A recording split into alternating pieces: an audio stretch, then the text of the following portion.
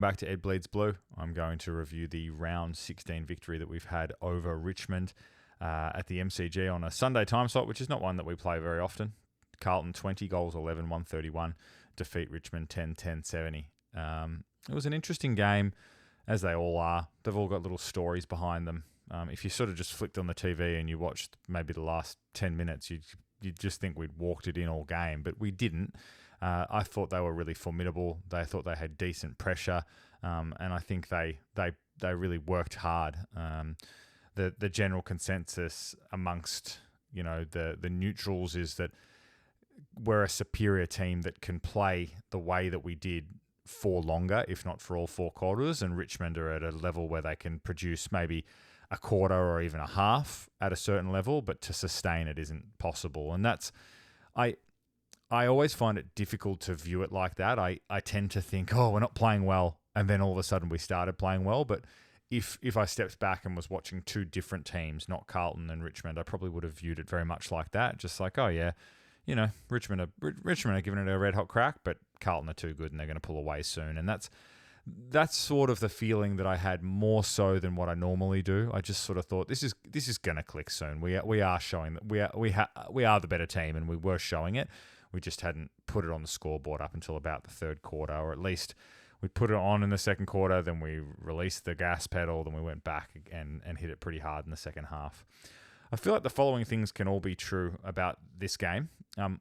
One, we've won by 61 points. Well, that is true. So it's a massive victory. I didn't think we were playing that well in the first half. I thought we were a little bit off the boil, and I'll talk about the specifics of that. I thought Richmond were really gallant, and I thought their pressure was decent all day. And I actually think we could have won by more, because in that first half, when we weren't playing well, a lot of it was just squandered opportunities moving forward, or some poor set shot kicking. In fact, we could have won this by sort of 80 points had we not sort of had some of the errors that were there in the first half. But maybe that's unfair. Maybe that's the nature of how these games go. Like, we were under pressure that Richmond eventually couldn't sustain, and that's why we were able to skip out to the 10-goal win in the end. So let's but I guess before we get into the specifics of the game, I said yesterday on the fan cams, it's all starting to feel pretty real now. If you're a Carlton supporter, and I'm assuming you are watching this, and you've been one that's perhaps been a little bit hesitant to sort of been like, let's just keep a lid on it. I'm not saying that the whole lids on, lids off, that's not something I really go into, I suppose. But it certainly doesn't feel obscene now to start planning out that we're going to be involved in the really pointy end of the season. And I think we've earned the right to do that with the way that we're playing, with the build-up that this team has had, even as far back as like last year, playing in finals, having finals experience. I think it really makes sense that you would think that we're going to be involved in a qualifying final, and then hopefully from there a preliminary final. So that's all feeling pretty real to me, and I really do rate some of the teams that are around us at the moment. I'm pretty surprised that Freo are in 3rd, but I was impressed a lot with Essendon, and I'm surprised they dropped that game to Geelong like they did it. Maybe not surprised that they lost, although I did tip them, but surprised they dropped it the way they did. And the Collingwood Gold Coast game, it doesn't necessarily, from a Collingwood perspective, for their ladder position, it causes them a few issues, but it doesn't make me rate Collingwood any less. They do seem to be leaving a lot of work to the end of each game, but they seem to be able to pull that off most of the time anyway. So I guess going into Sunday, a lot of the results that we would need to skip clear to second had gone our way, in particular those 2 games, and it was a wonderful opportunity for us to solidify that second spot. So I said I thought we were a little bit off the boil. We sort of dominated disposal and possession for the first, 10 to 15 minutes, but there was just something laconic about the way that we were moving the ball. I felt like, and again, there wouldn't be a match review where I don't talk about this. Our entries into 50, I didn't think they were terrible, but I just thought they were just enough off to not really give us that final great look at goal. I thought, first of all, from a positional sense, I think we entered the 50 too frequently, like from a shallow entry, sort of entering somewhere between 45 and 50 metres out, and then we entered too wide a lot of the time. And it just felt like people were taking shots which were really difficult. I know Harry had a few shots which would have been, he's kicking well and whatnot, but they would have been hell of a kick if he kicked them. They were sort of where the 50 meets the boundary type thing. That happened a few times. I think that one that I'm referring to was in the third actually, but there was another one in the first as well. And it just felt like we were kind of trying to find the really nice entry into 50, but either the kick would not be to advantage, or there'd be some strange decision to, chip it sideways to a player that wasn't in much better a position. I can't remember who the middle player was, but Hollands had a kick about 50 metres out directly in front. Then he kicked it sideways to someone who wasn't in a better position, who then handballed it to McGovern, who ended up having to try to kick it on the run from about 55, which I know McGovern has sort of done a few times, but it all just felt a little bit artificial. It's just like Elijah Hollands has been a beautiful set shot at goal. He's been a goal kicker. 50 metres out, I reckon you take ownership of that and you kick the goal. So as you probably see, I give anecdotal examples of what just a basic feel around the game was that we perhaps weren't making it simple for ourselves. So up forward, I felt like that's what was happening. I just felt like we'd just make the wrong decision by maybe 5-10%, and that was enough to squander some really good opportunities. In the second quarter, that fixed a little bit when we kicked those 3 or 4 in a row. In the middle of the ground, just two things that I thought were a little bit concerning in the first half. And when I say concerning, I just mean areas for improvement. First of all, I thought our handball, I think we were trying to be a little bit too clever with handball. I think there was a time and a place to just get it on the boot. The irony of that is that just getting it on the boot results in some shitty entries to the 50, which I've just talked about is not acceptable. But it just felt like too many times we were just trying to link handball chains together and draw people. And I felt like Richmond must have studied that pretty well because we did it well against Geelong, and it just wasn't coming off like it did the previous week. And it's not going to come off all the time. So just that in-game adjustment of, hey, we're not quite getting this running linking handball going. But maybe I'm the one that shouldn't be so quick for us to pull away from that just because it's not working. Maybe it's just a matter of, hey, we just got to keep trying to do this and it is going to click. But it just felt like a few times we were just streaming through the middle of the ground and there was just that one handball too many. I can think of a really distinct one. I can't remember when it was. It was Cripper. And by the way, we're going to talk about Patrick Cripps and the game he played. But he sort of was trying to draw somebody, and I think we got it on a turnover, and it sort of just felt like if we just got past this one more Richmond player, we would have been, home free. And he ended up handballing it basically to the Richmond player and then tackled him after he fumbled it, and we got a free kick against him for holding the man. It just didn't quite click a few times, and I just thought, oh, God, is it one of those days? And then just lastly, I thought we were beaten in the air a bit too much. Wiedering played an excellent game and defensively won his fair share of contests.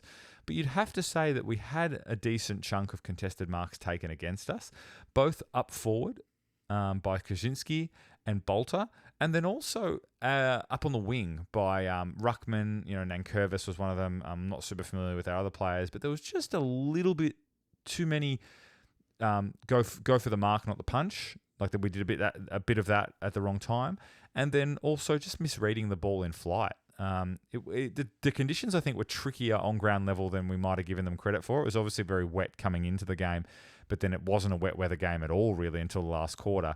But I think the wind was playing a bit of havoc. So all those things there just needed a little bit of tidying up. And at half time, I wasn't concerned. I know I used that word before, but I think I just sort of thought, yeah, we're not really impressing at the moment, and they're playing above what we would expect them to be able to produce, at least for 4 quarters, and we're playing, would I say significantly below? Certainly below what I knew we were capable of. And then things kind of click, hey? And you wonder, and I think actually, believe it or not, of all people who posed this, it was Nick Del Santo, and I thought it was a reasonable question. When we do what we do to teams like we did in the third quarter and just get that streak of goals going on, is it something that we change, or is it that we've been at that level the whole time and the other team has been able to hold on for a period of time and then can't counteract, or simply loses the ability to, the dam wall breaks, if you will. I think there's got to be a bit of both. I think once that momentum is up, players start running forward of the ball and reading that cue a little bit better. And, the way that someone like Walsh kicks the goal where he got out the front of the centre square, that type of offensive running, he wasn't offensive, is not what we were seeing in the first half, or if he was doing it, it wasn't timed very well.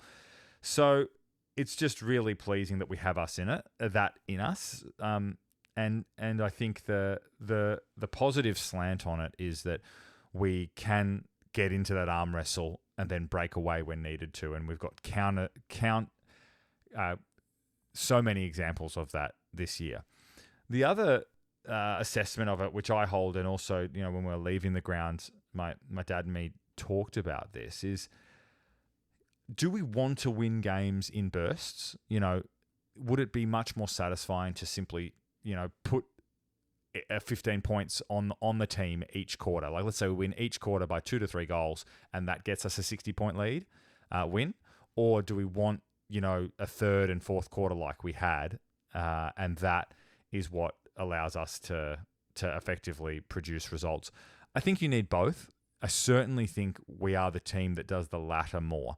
And what we've got to get better at is in those times where it is an arm wrestle, we just can't concede goals. And we did concede too many goals yesterday when we didn't have momentum. So we didn't have momentum in the back half of the second quarter and the start of the third quarter. In the start of the third quarter, it was a little bit of an arm wrestle. But that, I think, if I'm not mistaken, they kicked the last three. Yes, they kicked the last three of the second quarter and the first one of the third quarter, sorry. So that's 4 goals in a row.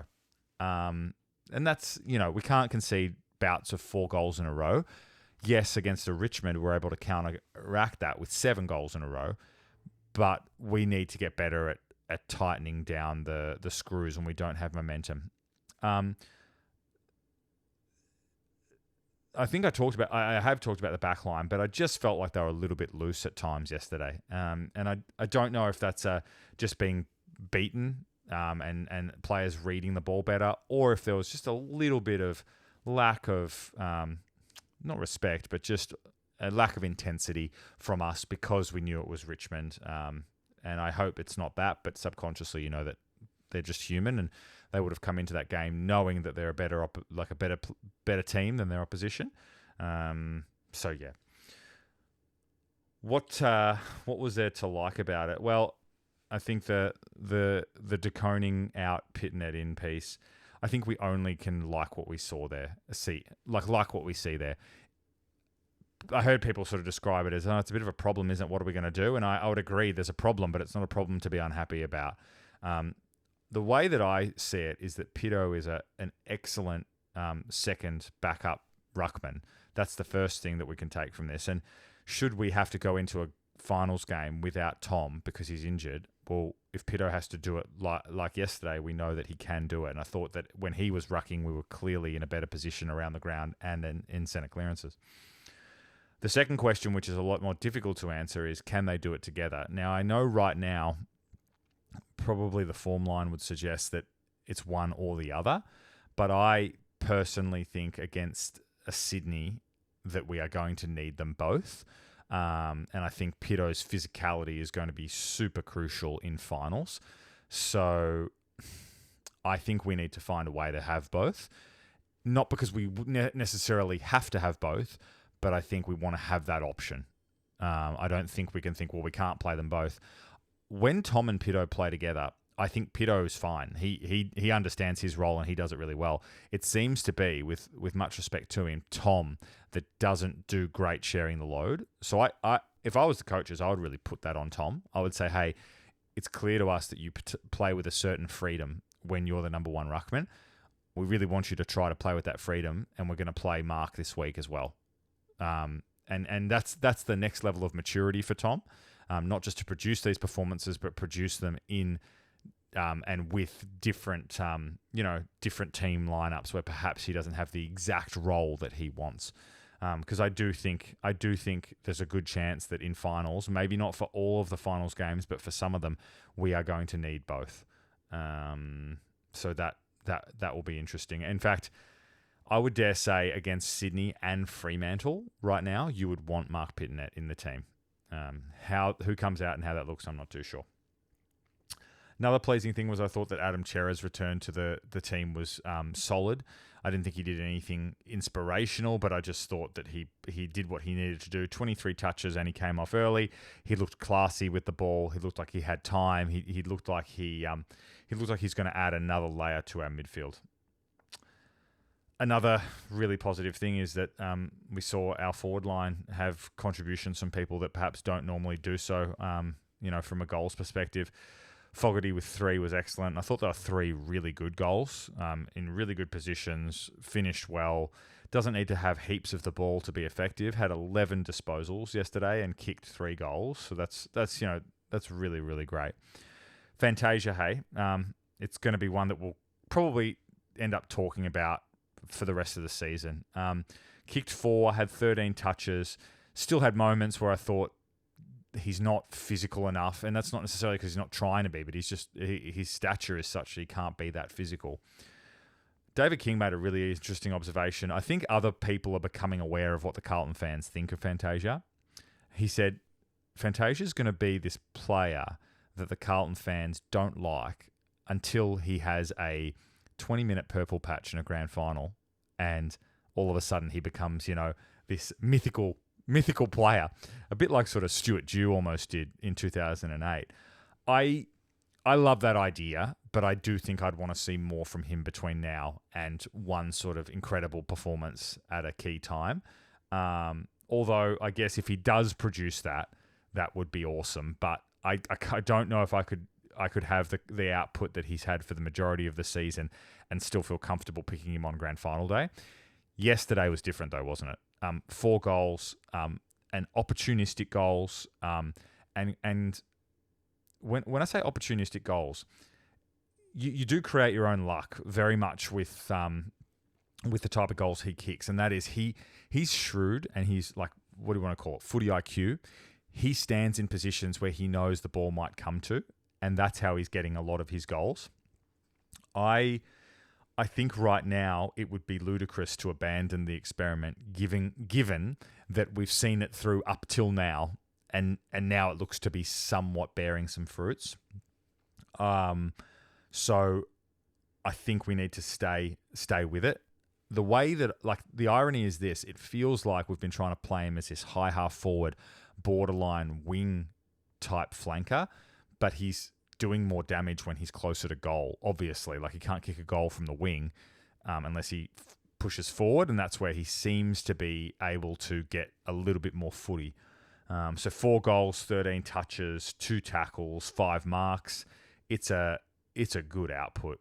It's a really good output for the game. So we're going to stay with that, obviously. And look, I just thought the contributions across the board from a lot of our players are really solid. I thought Nick Newman was fantastic.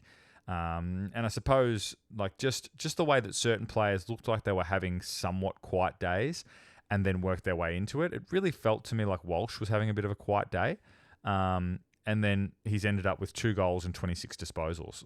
I just felt like after the first few minutes, after he kicked that first goal, that he was, not really having an influence, and then he managed to push through. So I guess that's what we'll need from our stars. If they are being tagged, they don't have to have an influence all game, but they can have really meaningful influence at certain times. Just a stat worth noticing. Meters gained. The meters gained by Newman and Akers. So Newman was the most meters gained on the ground was 706, and Akers had 560. Those guys are getting the ball and they're running and bouncing and kicking long, and I think they're having excellent years. I think both of them. Akers probably is less likely for this to happen, but I think both of them should be considered in the conversation of All-Australian. Just super consistent performances, and aren't we lucky to have them in our team? Let's get to some votes, and I think I'll start with I'll start with my one, and then we'll go upwards from there. So I actually did give one to Blake Acres. Probably pretty unlucky to someone like Fogg and Fantasia not to get considered given their contribution on the scoreboard, but I've given it to 3 midfielders. I thought Blake Acres was excellent. Just really enjoy his contribution. I feel like he marks the ball when he needs to. I feel like he's kicking the ball a little bit better as well. I remember sort of thinking every time he gets it, he's skied it. That was last year, and now I think he's playing a lot better. Nick Newman I gave 2 votes to. I just thought he was super influential. I know that he wasn't even in some of the newspapers' best, but if you're at the ground, you just sort of felt like he was, especially in the second quarter, he's an excellent mark airily, and then he just uses the ball really, really well. And then I gave 3 votes to none other than Patrick Cripps. 40 disposals, 1 goal, a third quarter that will go down as sort of in folklore in Carlton history almost. And just the way he's involving other players and this sort of warrior type mentality that he has as a leader. I asked last night the question on the Blue Abroad show on the fan cams. I said, how are we going to rate this guy after all this? And I'm quite bullish, and I probably am being over the top here, but who cares? I think he has the opportunity to be the greatest Blue of all time. And my dad's from an era where he saw in the flesh Nichols, Jezelenko, Bruce Dool win premierships for Carlton.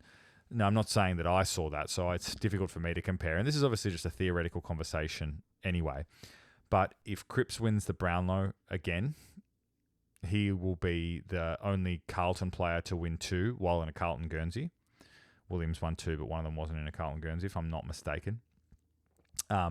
He will have captained us. If he captained us to a premiership, he will have done so after the club's darkest period. And his evolution, just the way that he has changed as both a player and a leader, I struggle to think of anyone that pips him in all the various categories. But there's a bit to play out there. I think he could win the Brownlow this year. I don't follow the other players well enough, but my count has him on about 25 votes right now. There's a few best on grounds that perhaps might have been 2s, and then there's probably a game or 2 that he polls in that I haven't thought of. Like, it's always difficult because I looked at his Brownlow year and the games that he polls in, and then what he polled in the coaches' votes for the same games aren't always the same. So I think he's definitely had 3 the last 2 weeks. There's no doubt about it. And before that, I had him with another 5 best on grounds prior to that. So that in itself is already 7 best on grounds. So I think he's in the 20s already, and I think he probably needs to be in the mid-30s by the end of the year to win the Brownlow. So in the form that he's in, yeah, I think he's in a pretty good spot. But let's see how that plays out. Going to have to make some changes next week. You assume TDK is available. And it would seem at the point of recording this that Kennedy will come out with a medial, which is disappointing. I think Matt's been in really good form, really cementing himself as a player there. But we have the cattle to cover that, and he will be back for the more important time of the year, you would think. So with all that said and done, I think that we might just see a 1-for-1 on that front, which could be a little bit strange because they're not the same player, but they do play in the centre of the ground.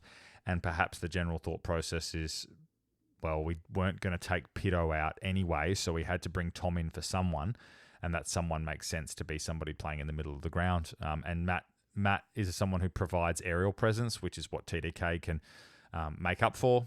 So I sort of see that as the 1-for-1. Jesse Motlop is obviously in a bit of a strange position. He didn't play VFL, meaning that he must have been a really true emergency and quite close. But I don't know how you bring him in after he, 1, hasn't played, and 2, the small forwards played like they did. I thought they were really good. Fogarty, Owies, and Fantasia have got a nice little thing going in there at the moment. And I think Jack Martin and Cotters are not ready next week anyway. Good problems to have, difficult problems, but we'll work through them, no doubt. Big game coming up. I'll look forward to previewing that for you. But apart from that, have yourself a great week and go Blues.